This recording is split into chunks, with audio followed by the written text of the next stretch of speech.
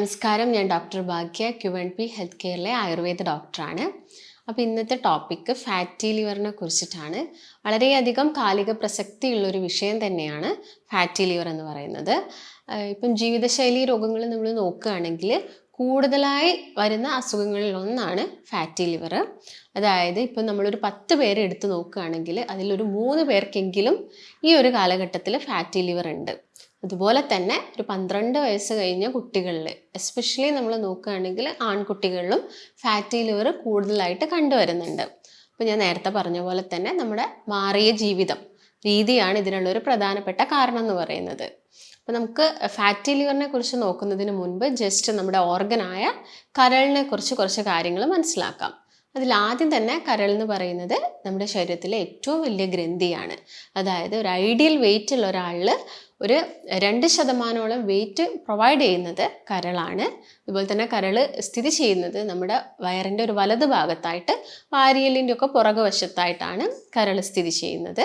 അതായത് നമ്മുടെ ദൈനംദിന ജീവിതത്തിൽ ഏറ്റവും ഇമ്പോർട്ടൻ്റ് ആയൊരു റോള് വഹിക്കുന്ന അല്ലെങ്കിൽ ഒരുപാട് ഭാരിച്ച ജോലി ചെയ്യുന്ന ഒരു അവയവമാണെന്ത് കരളെന്ന് പറയുന്നത്. അപ്പോൾ എന്തൊക്കെയാണ് കരളിൻ്റെ ധർമ്മങ്ങൾ എന്ന് നോക്കുന്ന സമയത്ത് ആദ്യം തന്നെ നമുക്ക് പറയാനുള്ളത് ടോട്ടലായിട്ടുള്ള ബോഡിയുടെ മെറ്റബോളിസം കംപ്ലീറ്റ് മെയിൻറ്റെയിൻ ചെയ്യുന്നത് നമ്മുടെ കരളാണ്. അതുപോലെ തന്നെ നമുക്ക് വേണ്ട എനർജി പ്രൊവൈഡ് ചെയ്യുന്നത് കരളാണ്.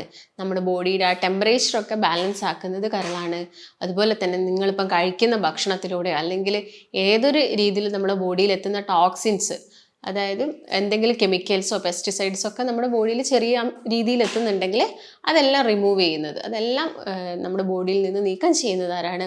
കരളാണ്. അതുപോലെ തന്നെ നമുക്ക് വേണ്ട നല്ല കൊളസ്ട്രോൾ ഉൽപ്പാദിപ്പിക്കുന്നു. അങ്ങനെ ഒരുപാട് ഫങ്ഷൻസ് ആണ് ഇതിനുള്ളത്, കരളിനുള്ളത്. അതുപോലെ തന്നെ ഞാൻ നേരത്തെ പറഞ്ഞു നമ്മുടെ ബോഡിയായിട്ട് ഒരുപാട് അതായത് കോപ്പറേറ്റ് ചെയ്ത് പ്രവർത്തിക്കുന്ന ഒരു ഓർഗനാണ് എന്ത്? കരൾ എന്ന് പറയുന്നത്. അപ്പോൾ എന്താണ് ഫാറ്റി ലിവർ എന്ന് നോക്കുന്ന സമയത്ത് നമ്മുടെ കരളിലെ കോശങ്ങളിൽ ഫാറ്റ് അഥവാ കൊഴുപ്പ് വന്ന് അടിഞ്ഞു കൂടുന്ന കണ്ടീഷനാണ് നമ്മൾ ഫാറ്റി ലിവർ എന്ന് പറയുന്നത്. അപ്പോൾ നോർമലി ചെറിയ അളവിലൊക്കെ കൊഴുപ്പ് വരുന്നത് സാധാരണ ആയിട്ടുള്ളൊരു കാര്യമാണ്. പക്ഷെ നമ്മുടെ ലിവറിൻ്റെ വെയിറ്റിനേക്കാളും ഒരു 8 മുതൽ 10% കൂടുതലായിട്ട് കൊഴുപ്പ് വന്നടിയുന്ന സമയത്താണ് നമ്മൾ അതിനെ ഫാറ്റി ലിവർ എന്ന് പറയുന്നത്. ഒരു ഇനീഷ്യൽ സ്റ്റേജ് ആയിട്ടാണ് നമ്മൾ ഫാറ്റി ലിവർ പറയുന്നത്. അതിൻ്റെ ഒരു ലാസ്റ്റ് സ്റ്റേജ്, അതായത് നമ്മൾ ഈ ഫാറ്റി ലിവർ മൈൻഡ് ചെയ്യുന്നില്ല, അതിന് വേണ്ടതായിട്ടുള്ള നമ്മൾ ബോഡിയിൽ ഡയറ്റ് ഒന്നും എടുക്കുന്നില്ല, പ്രോപ്പറായിട്ടുള്ള വ്യായാമം ഒന്നും ചെയ്യുന്നില്ലെങ്കിൽ പിന്നെ വരുന്നൊരു കണ്ടീഷനാണ് എന്ത്? Liver cirrhosis. അപ്പോൾ ആളുകൾക്കുള്ള ഒരു സംശയമാണ് എന്ത്? ലിവർ സിറോസിസ് ഈ ആൽക്കഹോൾ യൂസ് ചെയ്തിട്ട് മാത്രമാണോ വരുന്നത്? അല്ല, നമ്മുടെ ഭക്ഷണ രീതിയിലൂടെയും എന്ത് വരാം? ലിവർ സിറോസിസ് വരാം. അപ്പോൾ ആദ്യം തന്നെ നമുക്ക് എന്തൊക്കെ കാരണങ്ങൾ കൊണ്ടാണ് ഈ ഫാറ്റി ലിവർ വരുന്നതെന്ന് നോക്കാം. അതിൽ നമുക്ക് മെയിനായിട്ടും 2 റീസൺസ് ആണുള്ളത്. ഒന്ന് ആൽക്കഹോളിക് ആയിട്ട് വരുന്ന കാരണം, മറ്റൊന്ന് പറഞ്ഞാൽ നോൺ ആൽക്കഹോളിക്. അതിൽ മെയിൻ നമ്മുടെ ഭക്ഷണ രീതി തന്നെയാണ്. അപ്പം ആൽക്കഹോൾ നമ്മൾ കൺസ്യൂം ചെയ്യുന്ന സമയത്ത് അതിലുള്ളൊരു കണ്ടൻ്റായിട്ട് അസറ്റാൽഡിഹൈഡ് ആയിട്ടുള്ളൊരു കണ്ടന്റ് വരുന്നുണ്ട് ആൽക്കഹോളിൽ. ഈ അസറ്റാൽഡിഹൈഡ് ആണ് എന്ത്? നമ്മുടെ ബോഡിക്ക് ടോക്സിനായിട്ട് മാറുന്നത്. അതായത് കരളിലെ കോശങ്ങളെയൊക്കെ നശിപ്പിക്കുന്നു. പിന്നീട് ക്യാൻസർ പോലുള്ള അസുഖങ്ങളൊക്കെ വരാനുള്ളൊരു കാരണം ഈ അസറ്റാൽഡിഹൈഡ് ആണ്. അങ്ങനെയാണ് ആൽക്കഹോൾ യൂസ് ചെയ്യുന്ന സമയത്ത് ഈ ഫാറ്റി ലിവറും പിന്നീട് ലിവർ സിറോസിസ് ഒക്കെ ആളുകളിൽ വരുന്നത്.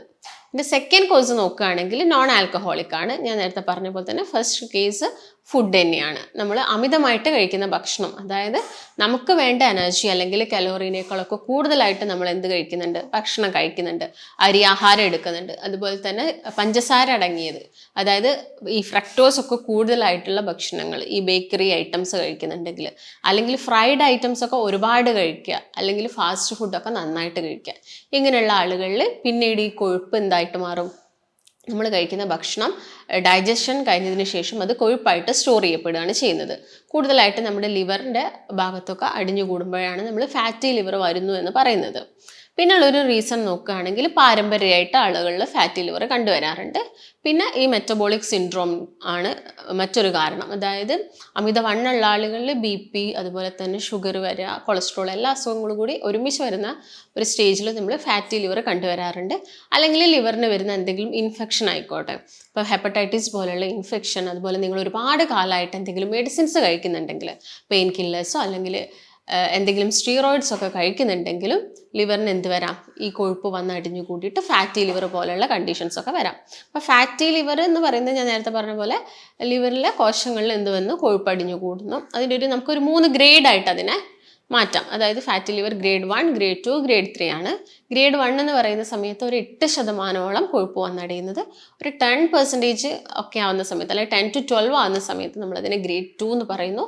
ഒരു 15% ആവുന്ന സമയത്താണ് നമ്മൾ ഗ്രേഡ് 3 ഫാറ്റി ലിവർ എന്ന് പറയുന്നത് നെക്സ്റ്റ് സ്റ്റേജ്. ഇങ്ങനെ നമ്മുടെ ലിവറിലെ കോശങ്ങളിൽ ചെറിയ ചെറിയ നീർക്കെട്ടുകളും കാര്യങ്ങളും വന്നിട്ട് പിന്നെ നമ്മുടെ ലിവറിന് വരുന്നൊരു സ്കാറിങ് സംഭവിച്ചിട്ട് ഫൈബ്രോസിസ് ആയി കഴിഞ്ഞതിന് ശേഷം വരുന്നൊരു സ്റ്റേജാണ് എന്ത്, ഈ ലിവർ സിറോസിസ് എന്ന് പറയുന്നത്. അപ്പം ഇതാണ് ഫാറ്റി ലിവറിൻ്റെ 3 സ്റ്റേജസുകൾ.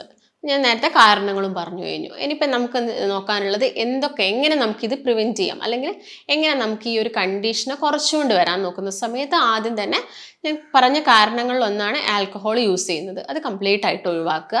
അതുപോലെ തന്നെ പുകവലി പോലുള്ള ശീലങ്ങളുണ്ടെങ്കിലും അതും കംപ്ലീറ്റ് ആയിട്ട് നിർത്തുക, അത് കംപ്ലീറ്റ് ആയിട്ട് ഒഴിവാക്കുക. പിന്നെ സെക്കൻഡ് എന്ന് പറയുന്നത് ഭക്ഷണമാണ്. ഭക്ഷണത്തിൽ തന്നെ ട്രാൻസ് ഫാറ്റ്, നമുക്കറിയാം ഡാൽഡ, വനസ്പതിയൊക്കെ ട്രാൻസ് ഫാറ്റുകളാണ്.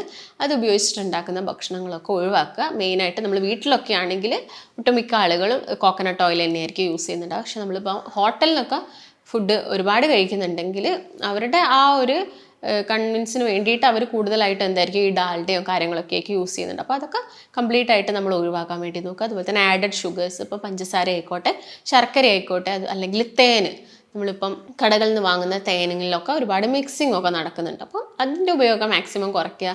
അതുപോലെ കോളകൾ, ജ്യൂസുകൾ, കാർബണേറ്റഡ് ഡ്രിങ്ക്സുകൾ, അതൊക്കെ കംപ്ലീറ്റ് ആയിട്ട് ഒഴിവാക്കുക. അതുപോലെ സോസ് മിക്സ് ചെയ്തിട്ടുണ്ടാക്കുന്ന ഭക്ഷണങ്ങളൊക്കെ ഒഴിവാക്കാൻ വേണ്ടി ശ്രദ്ധിക്കുക. പിന്നെ ഞാൻ നേരത്തെ പറഞ്ഞ പോലെ തന്നെ ഹൈ ഫ്രക്ടോസ് കോൺ സിറപ്പുകളാണ് കൂടുതലായിട്ടും ഇപ്പം ബേക്കറി ഐറ്റംസിലൊക്കെ യൂസ് ചെയ്യുന്നത്. അപ്പോൾ അതൊക്കെ മാക്സിമം കുറച്ചുകൊണ്ട് വരിക.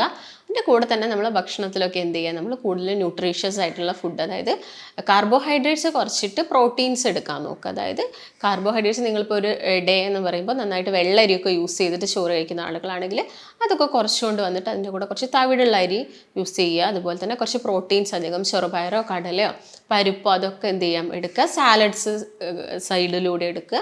പിന്നെ നന്നായിട്ട് വെള്ളം കുടിക്കാൻ നോക്കുക. ഇതിൻ്റെ കൂടെ തന്നെ നല്ലൊരു വ്യായാമം, അതായത് ഒരു 45 മിനിറ്റ്സ് നമ്മുടെ ബോഡിക്ക് നല്ലൊരു എന്ത് കൊടുക്കാം, എക്സസൈസ് കൊടുക്കുകയാണെങ്കിൽ തന്നെ നമ്മൾ ആ ഒരു വിയർപ്പിലൂടെ തന്നെ നമുക്ക് ആ കൊഴുപ്പൊക്കെ കംപ്ലീറ്റ് ആയിട്ട് പോകുന്നത് കാണാൻ പറ്റും. അതിൻ്റെ കൂടെ തന്നെ നന്നായിട്ട് ഉറങ്ങാൻ വേണ്ടി ശ്രദ്ധിക്കുക. പിന്നെ മെയിനായിട്ട് ഞാൻ നേരത്തെ പറഞ്ഞ പോലെ നമുക്ക് വീട്ടിൽ ഒരുപാട് കാര്യങ്ങളാണ് ചെയ്ത് നോക്കാൻ പറ്റുന്നത്. അതായത് നന്നായിട്ട് വെജിറ്റബിൾസ് ഒക്കെ ആഡ്, അതായത് ഇപ്പോൾ ക്യാബേജ്, കോളിഫ്ലവർ ഒക്കെ നമ്മുടെ ലിവറിൻ്റെ ഹെൽത്തിന് നല്ല വെജിറ്റബിൾസ് ആണ്. അതൊക്കെ നന്നായിട്ട് കഴിക്കുക. മുളപ്പിച്ച ധാന്യം കഴിക്കാൻ നോക്കുക. അതുപോലെ തന്നെ നിങ്ങൾക്ക് വീട്ടിലൊക്കെ ആണെങ്കിൽ കീഴാർനെല്ലി ഇട്ട് തിളപ്പിച്ച വെള്ളമൊക്കെ കുടിക്കാം. അതെപ്പോഴും നമ്മുടെ ലിവറിൻ്റെ ഒരു ഹെൽത്ത് എന്ത് ചെയ്യാൻ പറ്റും, നമുക്ക് മെയിൻറ്റെയിൻ ചെയ്ത് പോകാൻ പറ്റും. അതുപോലെ തന്നെ നിങ്ങൾക്ക് എന്ത് ചെയ്യാം, ഡെയിലി നമ്മുടെ ഭക്ഷണത്തിൽ വെളുത്തുള്ളി, ചുവന്നുള്ളി, ഇങ്ങനെയുള്ള നമുക്ക് വീട്ടിൽ കിട്ടുന്ന കാര്യങ്ങളൊക്കെ നന്നായിട്ട് ചേർത്ത് കഴിക്കാൻ വേണ്ടിയിട്ട് തന്നെ ശ്രദ്ധിക്കുക. കാരണം ഞാൻ നേരത്തെ പറഞ്ഞല്ലോ, നമ്മുടെ ബോഡിയിലോട്ട് ഒരുപാട് ടോക്സിൻസ് അല്ലെങ്കിൽ കെമിക്കൽസൊക്കെ ഡെയിലി എത്തുന്നുണ്ട്. അപ്പോൾ നമ്മൾ ഈവൻ കഴിക്കുന്ന പച്ചക്കറികൾ, കടകളിൽ നിന്ന് വാങ്ങുന്ന പച്ചക്കറികളാണെങ്കിൽ ഒരുപാട് കീടനാശിനി അടിക്കുന്നുണ്ട്. അതുപോലെ തന്നെ നമ്മൾ കഴിക്കുന്ന മത്സ്യങ്ങൾ നമ്മുടെ കടലിലോട്ടും പുഴകളിലോട്ടൊക്കെ ഒരുപാട് മാലിന്യങ്ങളൊക്കെ തള്ളുന്നുണ്ട്. ഇതിൻ്റെ ഭാഗമായിട്ട് വരുന്ന ചെറിയ ചെറിയ ടോക്സിൻസ് ഒക്കെ ചിലപ്പോൾ നമ്മുടെ വയറ്റിലെത്തിയിട്ട് അത് റിമൂവ് ചെയ്യാൻ വേണ്ടി ഹെൽപ്പ് ചെയ്യുന്നത് ആരാണ്, ലിവറാണ്. അപ്പോൾ ലിവറിൻ്റെ ഹെൽത്ത് എപ്പോഴും എന്തായിരിക്കണം, ഓക്കെ ആയിരിക്കണം. അതിന് വേണ്ടിയിട്ട് ഞാൻ പറഞ്ഞ് ചുവന്നുള്ളിയൊക്കെ നന്നായിട്ട് കഴിക്കുക. അപ്പോൾ നിങ്ങൾക്ക് പെട്ടെന്ന് തന്നെ ഈ ഫാറ്റി ലിവറൊക്കെ കുറയ്ക്കാൻ വേണ്ടിയിട്ട് ഞാൻ നേരത്തെ പറഞ്ഞ ഭക്ഷണം ശ്രദ്ധിക്കുന്നതിൻ്റെ കൂടെ തന്നെ നിങ്ങൾക്കൊരു ചെറിയൊരു ഹോം റെമഡി പറഞ്ഞുതരാം. അതിന് വേണ്ടിയിട്ട് നിങ്ങൾ ജസ്റ്റ് ഒരു 1 മന്ത് ഫോളോ ചെയ്യേണ്ടതാണ്.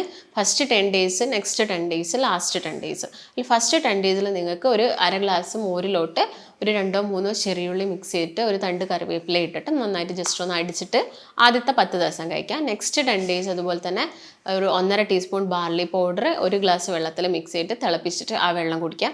അതുപോലെ തന്നെ ഒരു ലാസ്റ്റ് 10 ഡേയ്സ് ആണെങ്കിൽ ഇങ്ങനെ തന്നെ ഒരു ഗ്ലാസ് വെള്ളത്തിൽ ഒരു 2 നെല്ലിക്കയും ഒരു നുള്ളു മഞ്ഞൾപ്പൊടി അതുപോലെ തന്നെ കറിവേപ്പിലൊക്കെ മിക്സ് ചെയ്തിട്ട് ഒരു ജ്യൂസ് പോലെ ആക്കിയിട്ട് നിങ്ങൾക്ക് അവസാനത്തെ ഒരു 10 ദിവസം കുടിക്കാം. ഇങ്ങനെ ചെയ്യുകയാണെങ്കിൽ നമുക്കൊരു 1 മന്തിനുള്ളിൽ തന്നെ ഫാറ്റി ലിവറൊക്കെ കുറഞ്ഞു വരുന്നത് കാണാൻ പറ്റും. ഇപ്പോൾ ഒരു ഗ്രേഡ് 1ഉം ഗ്രേഡ് 2 ഒക്കെ നമുക്ക് ഈസി ആയിട്ട് തന്നെ നമുക്ക് ലിവറിൻ്റെ ആ നോർമൽ സ്റ്റേജിലോട്ട് നമുക്ക് കൊണ്ടുവരാൻ പറ്റും.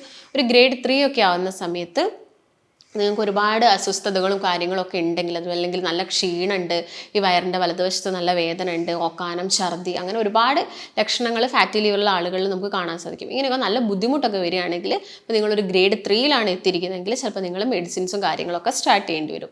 അപ്പോൾ ഇതൊക്കെയാണ് ഫാറ്റി ലിവറിനെ കുറിച്ച് മെയിനായിട്ട് പറയാനുള്ള കാര്യങ്ങൾ. അപ്പോൾ നിങ്ങൾക്ക് എന്തെങ്കിലും സംശയങ്ങളോ കാര്യങ്ങളോ ഒക്കെ ഉണ്ടെങ്കിൽ താഴെ കാണുന്ന നമ്പറുമായിട്ട് ബന്ധപ്പെടുക. നമുക്ക് മറ്റൊരു നല്ല ഹെൽത്ത് ടോപ്പിക്കുമായിട്ട് വീണ്ടും കാണാം. നന്ദി.